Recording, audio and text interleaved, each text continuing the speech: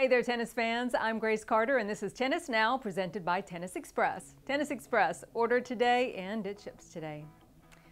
Is the ATP on the verge of political chaos? It's a question some people are asking after Vasek Pospisil suffered a major meltdown in the Miami Open, first-round loss to Mackenzie McDonald. It was a wild tirade. Vasek smashed a pair of rackets, belted a ball out of court one, and was hit with a verbal abuse point penalty for swearing. It cost him the opening set.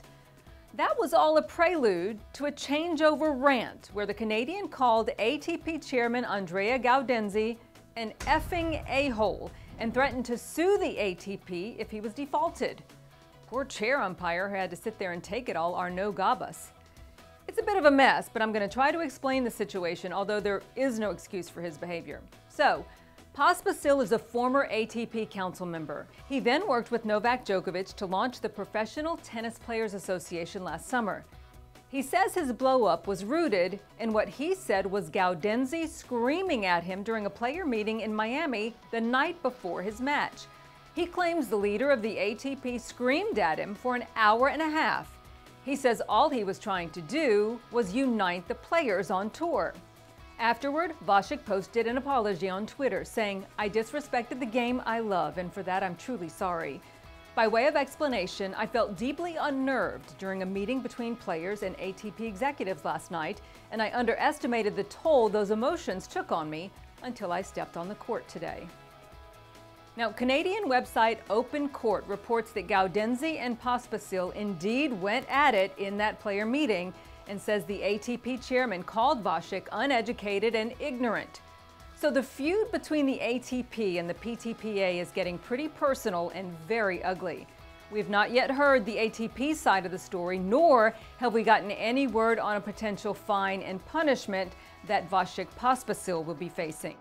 But one thing is for sure, tensions between the ATP and the PTPA have been boiling since last fall. It is just stunning, though, to see Pospisil air these grievances on court with such raw language, knowing the entire tennis world would see it. Now, you may recall last year, Djokovic, Pospisil, John Isner, and Sam Querrey left the ATP Player Council to form the PTPA prior to the 2020 U.S. Open. Novak and Vasek were then nominated to the ATP board after forming the PTPA, but an ATP rule change prevented players from serving on both organizations. Among the ongoing disputes, declining prize money at many tournaments, either unable to host fans or limiting fans, these events have lost a lot of revenue from ticket sales and especially luxury box sales. Secondly, the ranking system is a biggie. You've got players like Alexander Zverev ripping the ATP's pandemic rankings as a disaster. It's all a bit of a mess, a little hard to follow.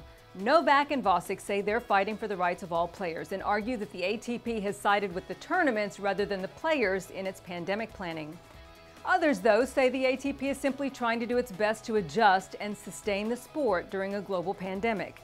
And tough times like these call for unity. Feel free to weigh in, and we'll see you next time.